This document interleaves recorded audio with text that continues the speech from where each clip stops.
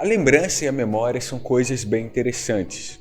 Dentre elas, por exemplo, um objeto antigo que remete ao fato de você ouvir uma música ou até mesmo brincar com um boneco na sua infância e ao rever aquilo, você tem uma memória do seu passado. E é claro, isso é muito bom, mas imagina que alguém pega essa memória, coloca numa caixa, coloca para vender por R$200 e fala que agora, comprando aquilo, você sempre vai ter aquela memória na sua prateleira. E não somente isso, você lembrando desse tempo passado, você se lembra dessa memória, desse período que era diferente. E, de certa maneira, para você, pode ser até melhor, porque você não tinha tantos problemas igual tem hoje. E agora, imagina alguém chega para você e fala que ele pode te fazer voltar para esse período.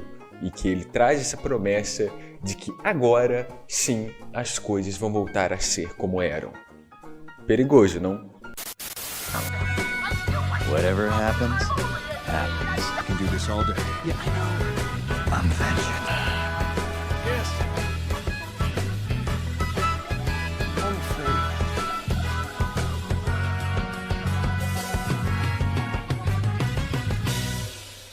Olá, estamos de volta aqui mais uma vez no canal para falar dessa vez sobre alguns probleminhas, porque tivemos a eleição aí que infelizmente a gente vai para essa merda de segundo turno, não deu para tirar aquele merda lá da presidência, mas enfim, vamos conseguir, assim espero.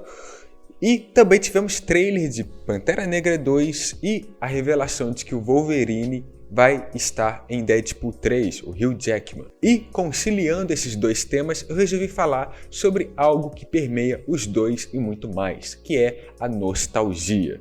E por que isso? Bem, você vai entender ficando nesse vídeo. E antes, se você puder deixar o seu curtir, já se inscrever no canal de uma vez para também não perder nenhuma novidade, recomendo, porque teremos muito conteúdo e muita coisa nova boa vindo por aí. Mas vamos lá, vamos começar do princípio, com a própria palavra nostalgia. Nostalgia vem do grego que nostos significa casa, lar, e augia significa anseio. E por mais que a palavra seja em si grega, ela não tem uma origem no período grego, propriamente dito. Ela foi primeiramente dita por um médico, Johannes Hofer, que abordava essa nostalgia na época como uma doença. Sim, e isso é bem recente no período histórico do tempo nosso. A doença ocorria mais com soldados que iam lutar na guerra, e eles sentiam um grande anseio pela volta para casa e muitas vezes desistiam de lutar, tentando ali voltar para casa ou simplesmente desistir daquele conflito. Na época, é claro, os tratamentos eram bem simples para a época, porque para eles era quase como se fosse uma gripe que podia ser resolvido com ópio ou até mesmo sanguessugas. Então era algo relativamente fácil de ser resolvido, até mesmo levando o soldado de volta para casa durante o tempo poderia ser uma cura ali para ele e para essa situação que ele passava.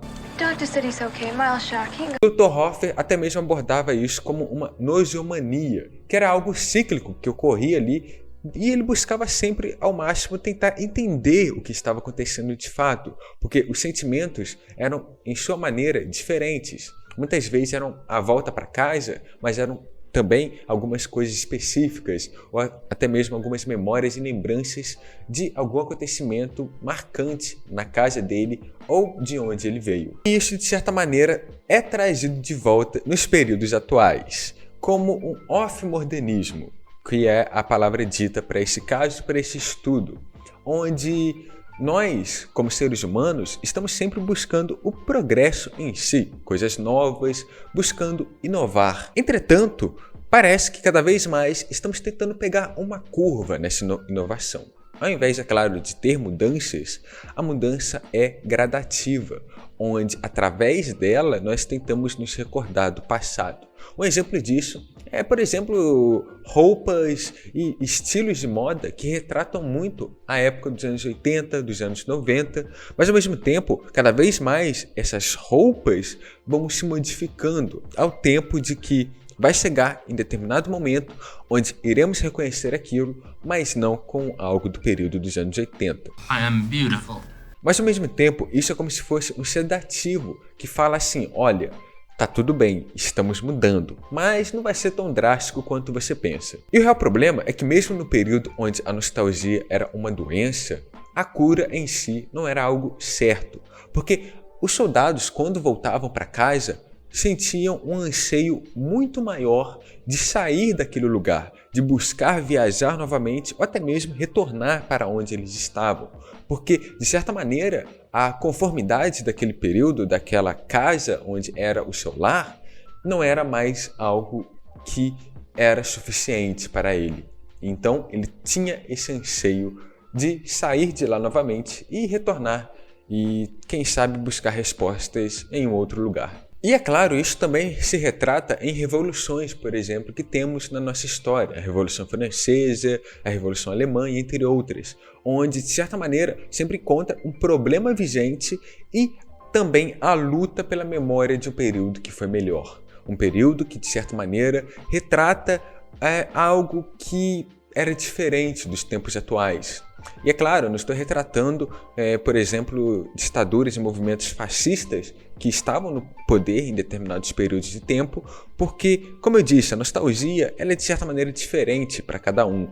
E ao mesmo tempo que em períodos diferentes ela vai ter um agente positivo, em outros ela também vai ter um agente negativo. E essa visão de contrapontos começa a surgir no momento em que nós temos com clareza a nostalgia na nossa frente. Isso ocorre no romantismo, no período ali histórico onde a arte começa a ascender cada vez mais na vida cotidiana do ser humano. Porque anteriormente, com o próprio Dr. Hoffer, ele não tinha a base certa do que ela quer aquela nostalgia. E com o surgimento e a ascensão da arte em si, nós temos uma nostalgia mais palpável em retratos, pinturas, textos e teatros e atuações onde retratam um período que nós não podemos visitar mais. Então, quando a nostalgia é encapsulada, nós enfim podemos ver ela de uma maneira mais visível. E tá, você deve estar falando, como é que isso tudo tem a ver com a Marvel, com política, com o nosso país? You know, I don't have any idea what that means. Aí que entra a questão. Porque a Marvel, que eu vou citar aqui como bom exemplo, ela é um estúdio, um projeto que já está há mais de 10 anos aí acontecendo. E é bizarro notarmos como um período tão curto conseguiu gerar uma sensação de nostalgia. Logo após o filme Vingadores Ultimato, surgiu a comunidade que acredita que a Marvel deveria ter acabado o Ultimato. Por exemplo, lança Mulher Hulk, uma nova série. E então surge essa galera falando, olha, antes era muito melhor, devia ter acabado o Ultimato, as coisas estão diferentes, não estão como deveria ser.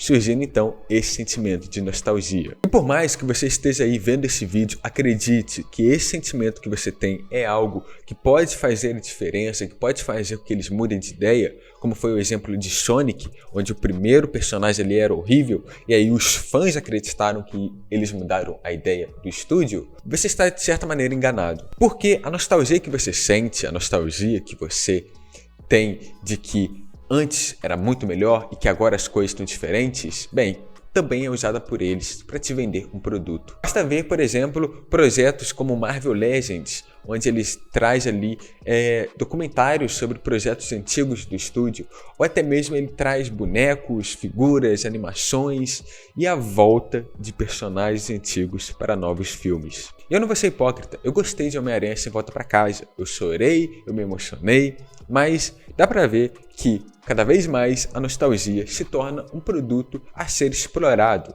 e sendo um produto limitado, para onde ela vai seguir. A Marvel, percebendo que cada vez mais está criando um público negativo, ela agora está apelando para a sua nostalgia, para a sua crença de que antes era melhor, trazendo, por exemplo, o Wolverine de volta. O filme pode ser bom? Pode ser muito positivo, Deadpool 3 com o Wolverine? Pode. Mas você percebe que isso é só uma ferramenta para fazer com que você se mantenha fiel àquele conteúdo e consumindo cada vez mais daquilo? Isso é problemático para mim porque mostra que o cinema começa a se retroalimentar dele mesmo, não sendo palpável de novas ideias, e quando surgem essas novas ideias, o público está tão viciado, o público está tão condizente com aquela ideia de que qualquer coisa nova se torna bizarro ao seu olhar. Basta ver projetos aí atuais no cinema, onde nós vemos histórias originais. Entretanto, esse excesso faz com que a gente olhe para aquilo de uma forma diferente. E atualmente está sendo até mesmo uma surpresa, porque com esse senso de nostalgia sendo limitado e está sendo sugado ao máximo, novos projetos estão ganhando até que mais destaque, como projetos aí que estão trazendo uma originalidade para eles. Um exemplo, The Northman, O Homem do Norte, ou até mesmo Tudo ao Mesmo Lugar ao Mesmo Tempo, que são projetos originais que trazem uma diferenciação onde a A24 se destaca bastante. E aí, através disso, no nosso olhar, nós temos diferentes tipos de nostalgia. A nostalgia que normalmente a Marvel se utiliza é a nostalgia reflexiva, que não é uma nostalgia direta a um período antigo, mas, na verdade, a coisas pontuais. Por exemplo, em Stranger Things, nós temos vários momentos onde nós vemos RPG, onde nós vemos pessoas, crianças usando walkie-talkie, onde temos ali elas usando uma fantasia de um filme antigo. São coisas que não remetem diretamente àquele período, que pode nos fazer lembrar, sei lá, de um período onde o racismo, a homofobia eram gigantescos. Não, são coisas pontuais que são isoladas para nos fazerem lembrar somente daquilo e ter uma visão não ambígua, mas uma visão cega de um período que é muito diferente do que está nas lentes daquela adaptação. Então, muitas vezes você vai olhar, por exemplo, na Marvel, vários brinquedos sendo vendidos do martelo do Thor, usado em Thor 1, ou do escudo do Capitão América. E isso é algo muito usado nos quadrinhos, que foi muito usado durante muito tempo, e que acabou ocasionando nos quadrinhos serem aí uma derrocada gigantesca. E o quadrinho de herói mesmo, que eu falo, que utilizou disso ao máximo, fez com que ele se tornasse algo, de certa maneira, durante um tempo, ultrapassado. Então a nostalgia reflexiva retrata, de certa maneira, um momento do tempo ali e algo exclusivo daquele tempo. Não olhando de fato para ele, não olhando de fato para o período onde estava acontecendo diversas coisas, mas para coisas pontuais que nos remetem àquela memória do passado e uma lembrança de uma infância, ou até mesmo de um período que era, de certa maneira, mais fácil, sendo que não era bem assim. E a nostalgia restauradora se trata de pessoas que estão buscando trazer de volta um período que já passou, trazer de volta um período que era muito melhor e, com isso, criando um inimigo invisível, um inimigo do qual está impedindo que essa nostalgia, que esse passado retorne. E muitas vezes, isso é trazido para a nossa política. Seja com uma ameaça vermelha, seja com pessoas que estão modificando ou quebrando ou acabando com a nossa família tradicional, sempre precisa de um inimigo invisível, um inimigo do qual está presente ali e está derrotando aqueles que querem trazer de volta um período que era muito melhor. Isso acontece em diversos períodos da história, seja com revoluções, com quedas de impérios e entre outros. E no Brasil, isso é algo evidente, porque foram criados diversos espantalhos, seja os quadrinhos mesmo, no momento ali onde é dito que os quadrinhos acabam influenciando as crianças, seja com comunidades ou até mesmo com minorias. Então, um espantalho é criado e uma luta invisível por um período que, não é o que lhes dizem ser. E com isso, a própria história é modificada, onde a nostalgia reflexiva está bem próxima disso, mas ela utiliza de pontos específicos. A restauradora é onde esses pontos se tornam mais abrangentes e a própria história muda, onde uma ditadura, por exemplo, não era tão ruim assim, onde um ditador não fez tantas coisas erradas assim, não foi bem assim. Isso é algo perigoso, isso cria um anseio por um passado que sequer existiu. Então a nostalgia, em seus diversos meios e níveis, é perigoso, tanto na cultura, vendo um filme bobo ou consumindo algo que pode ser idiota e você falar, isso não interfere no meu dia a dia, mas sim, interfere. Eu não estou falando para você não se cercar de coisas nostálgicas. Por exemplo, aqui eu tenho um pôster, eu tenho livros, eu tenho um cenário aqui, eu tenho também quadros de filmes que eu gosto, mas de você entender que o passado não deve ser visto com olhos vazios e com uma falsa lembrança, mas com uma reflexão do que vem à frente, não do que está atrás. Com isso, falando descaradamente, o bolsonarismo utiliza dessa visão idealizada do passado para nos botar em um momento histórico que não é real, que não aconteceu, e utiliza disso criando espantalho e, é claro, usando disso para o seu bem próprio. Isso é muito perigoso, isso cria um inimigo invisível, isso cria uma ilusão de que ele está fazendo certo por nós. Então, o que eu peço para você aqui agora é olhar com mais atenção esse sentimento de nostalgia, uma nostalgia que é sim perigosa e que pode nos fazer retroceder e não avançar. Então, é claro, fora tudo isso, no segundo turno, vote com cuidado, para enfim tirarmos aquele pária que matou mais de 600 mil pessoas do poder do país.